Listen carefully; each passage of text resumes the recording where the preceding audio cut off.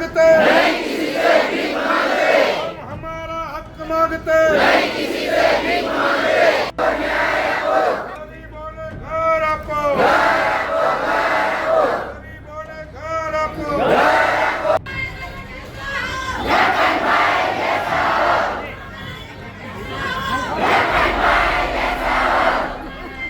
बहनों ने भाई અહીં આવ્યા છે આપની પાસે રજૂઆત કરવા। આપ જાણતા હશો મીડિયા મારફતે કે ઘણા દિવસ કોર્પોરેશન આપે ભાઈ અમે આના માટે આટલા ટાઈમ આ જમીન છે હવે લખનપુર બહેનો પર આવેલી છે એની વેચના થઈ સાંભળો અને અમારી પર રજૂઆત છે કે પ્રધાનમંત્રી આવાસ યોજના હેતુ માટે ગાંધી ભુજમાં થોડા ઘણા મકાન બને કોઈ શહેરમાં પ્રધાનમંત્રી આવાસ યોજનાનો લાભ મળ્યો નથી। વાત આવી ત્યાંની કોર્પોરેશન અમે બન્યું નગરપાલિકામાંથી જે જમીનનો પ્રશ્ન જમીન ગાંધીધામમાં આપણે જવાનો ચાલે તે નડતરું છે આ છે કોઈ કોઈ કારણ તો સાહેબ આ લોકોની માંગ એક વ્યાજબી છે કે ભાઈ અમને ગરીબ માણસો છે એમ કાંઈ કોઈ શક નથી સરકારની યોજના છે પ્રધાનમંત્રી આવાસ 33 દિવસથી ગાંધીધામ મહાનગરપાલિકાની સામે ગરીબ લોકો જેમના ઘર તોડી નાખવામાં આવ્યા છે એ લોકો ધરણા ઉપર બેઠા હતા। આજે 34મો દિવસ કલેક્ટર ઓફિસ આગળ આવવું પડ્યું છે। જેનું કારણ છે કે ધારાસભ્ય મોઢું બતાડવા તૈયાર નથી, મેયર મોઢું સંતાડીને બેઠા છે અને કમિશનર સાહેબને જ્યારે મળવા જઈએ ત્યારે અલગ જવાબ હોય છે। એટલે ક્યાંક ને ક્યાંક બીજેપીના હોય અથવા બીજેપી દ્વારા દબાણ કરવામાં આવતું હોય કમિશનર સાહેબને એવું લાગે છે। એટલે એમના બોસ એટલે કલેક્ટર સાહેબને આજે મળવા માટે આવ્યા હતા, આવેદનપત્ર આપ્યું છે। કલેક્ટર સાહેબે ચોક્કસ રજૂઆત બહુ સારી સાંભળી છે અને એક નિર્ણય ઉપર આવો એવી રજૂઆત અમે કરી છે। જો 15 દિવસની અંદર આ લોકોને કોઈ ચોક્કસ નિર્ણય ઉપર નહીં આવે તંત્ર તો 15 દિવસ પછી ગાંધીધામથી 80 કિલોમીટર કાપી અને ભુજ રોટલા અને ઓટલા માટે કલેક્ટર ઓફિસમાં છાવણી બનાવશું।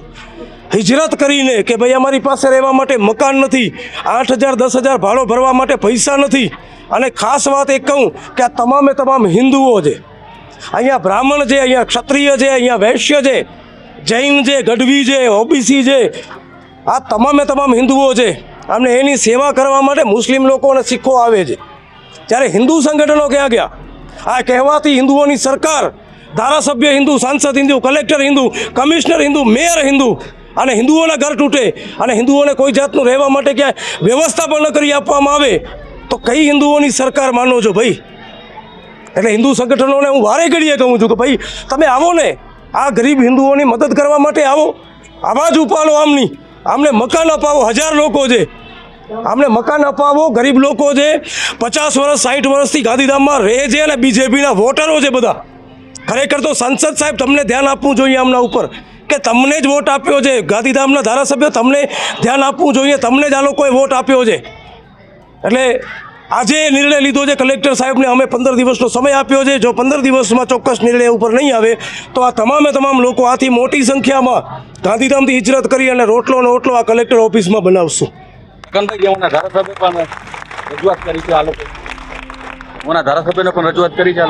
ધારાસભ્ય ફોન ઉપાડવા તૈયાર નથી, રજૂઆત કોને કરવાની? ગાંધીધામના ધારાસભ્ય ફોન ઉપાડવા તૈયાર નથી, મળવા તૈયાર નથી તો રજૂઆત કોને કરવાની? ગાંધીધામના ધારાસભ્ય જે કરોડપતિ, અબજોપતિ અને ખાસ એમના માણસો છે એમને મળવા માટે તૈયાર છે, આ ગરીબ લોકોને મળવા માટે તૈયાર નથી। અને અમે અમારા જેવા આંદોલનકારીથી તો નફરત કરે છે। અને કદાચ તમારા મીડિયાના માધ્યમથી એમના કોઈ માણસને ફોન કરીને કહે ને એને એ બોલાવવા આવે તો અમે ચોક્કસ મળવા જઈશું। અમારા બેન છે, અમારા લાટા બેન છે, દુશ્મન નથી અમારા, પણ ફોન ઉપાડવા તૈયાર ન હોય, મળવા તૈયાર ન હોય તો રજૂઆત કરવી કોને?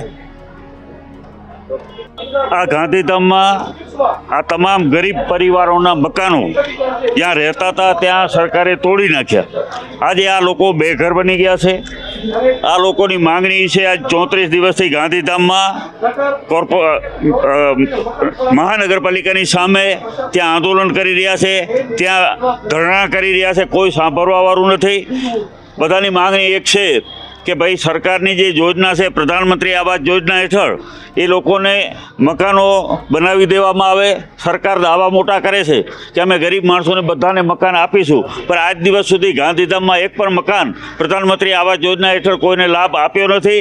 ત્યારે આટલી મોટી સંખ્યામાં ત્યાંથી ગાંધીધામથી આજે જિલ્લા મથકે અહીંયા મોટી સંખ્યામાં માતાઓ બહેનો આવેલા છે, ભાઈઓ આવેલા છે જે બેઘર બની ગયા છે.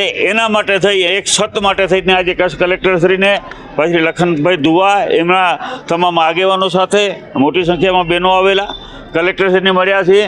કલેક્ટરશ્રીએ સારી રીતે સાંભળ્યા છે અને અમે એક જ વાત કરી છે કે ભાઈ જેટલા ગરીબ પરિવારો છે એનો તમે સર્વે કરાવી લો, એની અરજીઓ લઈ લો અને જે જમીનો છે કેપીટીની કહો, કેપીટી પાસે પુષ્કળ જમીન છે, જુદા જુદા હેતુ માટે જ્યારે જમીનો અપાતી હોય, સ્મશાન માટે પણ મોટી માત્રામાં જમીન અપાતી હોય તો આ ગરીબ પરિવાર માટે 8-10 એકર જમીન આપવામાં કેપીટીને ક્યાં વાંધો છે. એના પછી પણ મહાનગરપાલિકા બન્યા પછી આજુબાજુના ગામડાઓ પર ભર્યા છે. એટલા માટે ટાવર્સ કે સરકારી જમીન પર ત્યાં ઉપલબ્ધ છે. તો આ મોટી સંખ્યામાં જમીન હોવા છતાં આજે કોઈ પણ જાતની કાર્યવાહી થતી નથી.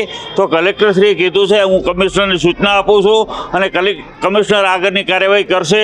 અને આ લોકોએ ચોખ્ખી ચેતવણી આપીને આવ્યા છે કે 15 દિવસમાં જો યોગ્ય નહીં થાય તો એ બધા ધરણાનો કાર્યક્રમ ગાંધીધામના બદલે જિલ્લા મથકે કલેક્ટર કચેરીની સામે થશે અને એની જવાબદાર વહીવટીતંત્ર રહેશે. એટલું કહેવા માંગી છે બસ.